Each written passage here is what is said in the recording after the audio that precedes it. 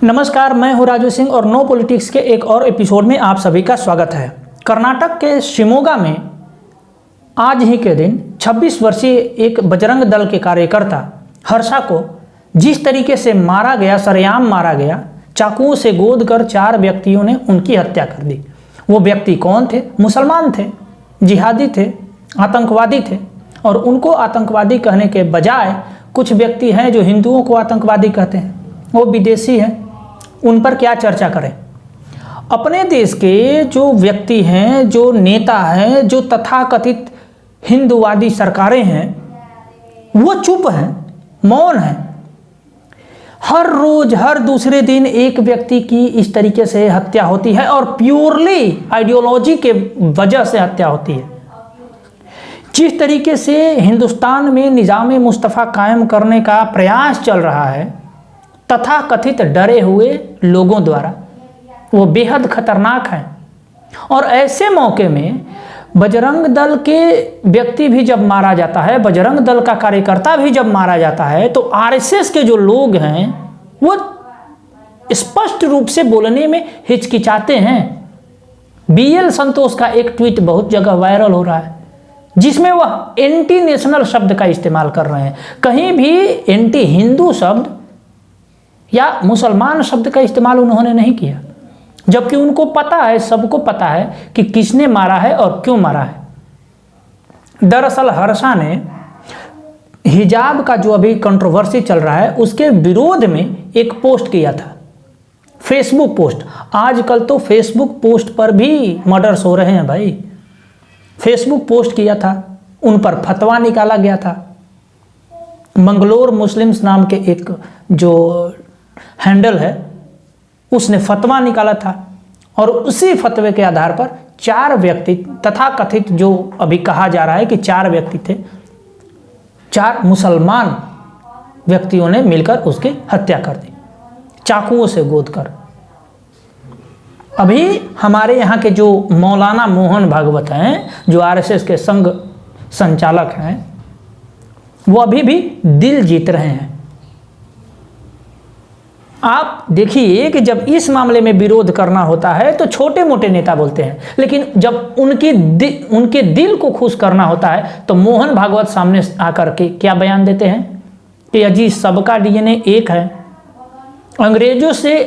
अंग्रेजों के आने के पहले तक तो सब ठीक था, अंग्रेज आकर हिंदू मुस्लिम में झगड़ा करवा दिया। वाह, सब ठीक था। अर्थात जो मुगल आक्रांता थे वो सारे ठीक थे। किस मानसिकता से ग्रसित हो गई है यह बीजेपी और आरएसएस पता नहीं। हर समय, चाहे वो ऊपर से लेकर नीचे तक, नीचे के कार्यकर्ता तो खैर उसका दंश झेल रहे हैं, परेशान हैं, लेकिन ऊपर बैठे जो लोग हैं, जो हमारे मौलाना मोदी जी हैं, जो मौलाना मोहन जी हैं, वो लोग उनका दिल जीतने के प्रयास में लगे रहते हैं जी। और यहाँ रोज एक एक व्यक्ति करके जो प्रखर हिंदू हैं वो लोग मारे जा रहे हैं। जो हिंदुत्व को ओढ़ के चलने वाले हैं वो हमेशा खतरे में हैं, ये बात समझ जाइए। कहीं भी हो वो खतरे में है। और ये सरकार, ऐसी नपुंसक सरकार, कुछ नहीं करती। क्या हुआ? एक कासिफ नाम का व्यक्ति अरेस्ट हुआ, 3 लोगों को और ढूंढा जा रहा है। क्या कर लीजिएगा? मैं पूछता हूं, क्या करिएगा? कोर्ट बैठी हुई है उनके लिए पहले से।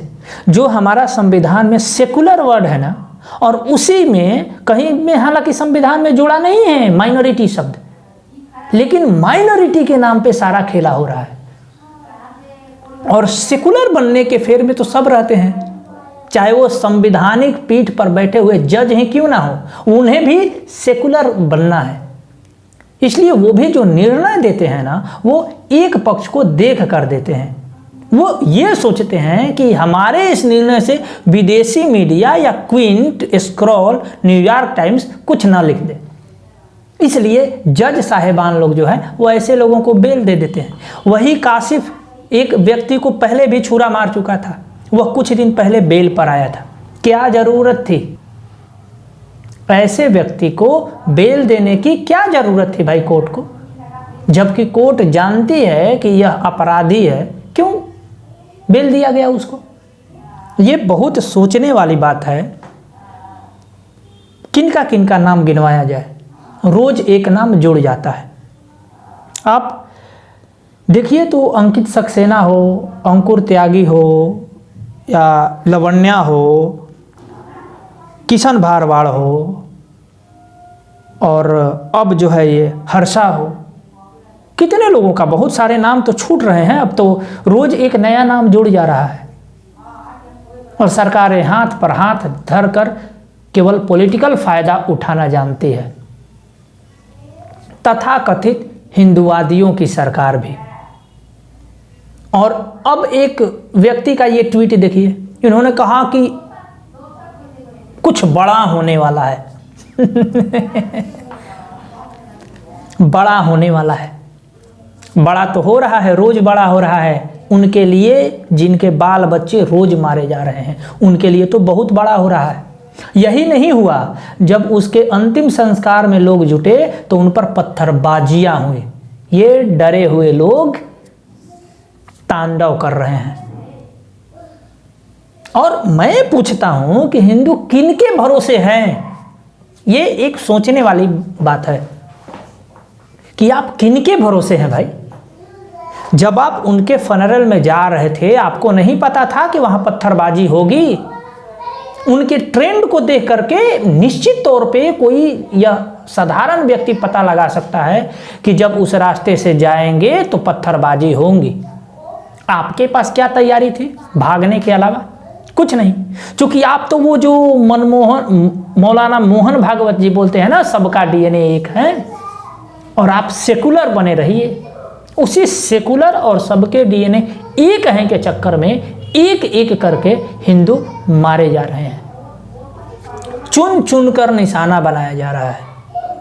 कहीं से कोई फतवा जारी कर देता है और कहीं से कोई दो चार लोगों का, दो चार गुंडों का, जिहादियों का, आतंकवादियों का ग्रुप कहीं पकड़ के आपको लिंच कर देगा। और ये सरकारें अपने आप को पॉलिटिकली करेक्ट होने के चक्कर में, और जो तथाकथित हिंदुवादी सरकारें या हिंदुवादी संगठन हैं, वो भी पॉलिटिकली करेक्ट होने के चक्कर में एक शब्द नहीं बोलते। अभी कुछ दिन पहले बांग्लादेश में एक घटना हुई थी। एक ही परिवार के 5 व्यक्तियों को ट्रक से कुचलकर मार दिया गया। क्यों मारा गया था? क्योंकि वे मंदिर बनवाना चाहते थे। और यहां की सरकार वहां के विदेश मंत्रालय से कुछ पूछी भी नहीं कि भाई ये घटना कैसे हुई, हमें थोड़ा जानकारी दो। आप जानकारी तो मांग सकते हैं, लेकिन नहीं। विश्व नेता बनना है, अगर बांग्लादेश से जानकारी मांग देंगे तो इनकी छवि पे धक्का लग जाएगा जी। विश्व नेता कैसे बनेंगे? और हमारे यहाँ के गृह मंत्री का तो खैर बात ही क्या, वो मोटा भाई इतने मोटे हो गए हैं कि रोज हो रही हिंदुओं के लिंचिंग पर एक शब्द बोलने के लिए नहीं है। लेकिन अगर कहीं एम नाम वाले व्यक्ति के साथ कुछ हो जाता है तो देखिए बाल्टी भर भर कर रोएंगे, बाल्टी भर भर कर रोएंगे। प्राइम मिनिस्टर रोते हैं जी। गौरक्षकों को गुंडा कहना और तबरेज के मर्डर पे रोना, उस एक चोर के मर्डर पे रोना, हालांकि उसका भी मर्डर नहीं होना चाहिए, लेकिन उसके मर्डर पे रोना और बाकी लोगों का एक ट्वीट भी नहीं। इससे बढ़िया तो पाकिस्तान का इमरान खान है, जो वहां पर एक श्रीलंकाई हिंदू की लिंचिंग हुई थी तो उसने ट्वीट किया था कि यह किसी भी देश के लिए बेहद खतरनाक चीज है। लेकिन यहाँ के प्राइम मिनिस्टर, वाह, यहाँ के प्राइम मिनिस्टर को जुमले फेंकने से फुर्सत नहीं है। तुष्टिकरण की पराकाष्ठा पार की है यहाँ की जो तथाकथित हिंदुवादी सरकार है। और हिंदू उब चुका है। अब हिंदुओं को, जो भी हिंदू हैं, उन्हें अपने स्तर से अपनी सुरक्षा की जिम्मेदारी खुद लेनी चाहिए। किसी के भरोसे नहीं है। हिंदू का सबसे बड़ा कमी यह है कि वह वोट दे करके सरकार चुन देता है और सोचता है कि हमारा ड्यूटी समाप्त हो गया। इसी गफलत में हिंदू मारा जाता है सब जगह, चाहे वो कर्नाटक हो, चाहे वो उत्तर प्रदेश हो। उत्तर प्रदेश में भी हिजाब पर भी एक जगह आज बहस हो रहा था, उस पर भी पत्थरबाजी हो गई और एक आरएसएस का कार्यकर्ता घायल हो गया। कहाँ है मौलाना मोहन भागवत, कहाँ है? कभी एक ट्वीट हिंदुओं के मरने पर, कभी नहीं। ये गजब का पार्टी है भाई, गजब का संगठन है, कभी नहीं। इतना पॉलिटिकली करेक्ट बनने के चक्कर में ये एंटी हिंदू हो गए हैं और इनको पता भी नहीं है कि ये एंटी हिंदू कब हो गए। बेहद खतरनाक स्थिति है, आप सभी संभल कर रहें, क्योंकि आपके पीछे आपका परिवार है। इन नेताओं के पीछे लगने से आपका कुछ होने वाला नहीं है। अपने दम पर रहिए, जहां रहिए और संगठित रहिए, सबसे महत्वपूर्ण है। आप बटिए नहीं, ये जादव है या राजपूत है, वो चमार है, ये सब बंद करिए। आप एकजुट रहिएगा तभी बचिएगा, क्योंकि यहाँ की शासन प्रशासन बिल्कुल उनके इकोसिस्टम के अनुसार काम करती है। इनकाउंटर क्यों नहीं होता? पुलिस पकड़ी क्यों? उसको इनकाउंटर करती, फिर दूसरे को पकड़ के उसको इनकाउंटर करती। 3-4 इनकाउंटर हो जाए, इनमें भय हो जाएगा। और हिंदू रिटेलिएट कब करेगा जी? चाहे वो लवण्या का मर्डर हो, सब कुछ शांत हो गया। चाहे वो रुपेश पांडे का मर्डर हो झारखंड में, सब कुछ शांत हो गया। अब ये भी शांत हो जाएगा, क्योंकि उसके बयान तो आने लगे। यहाँ के जो नेता है उनका कहना ही है कि एंटी नेशनल है, एंटी हिंदू नहीं है, मुस्लिम नहीं है, टेररिस्ट नहीं है, ये एंटी नेशनल है।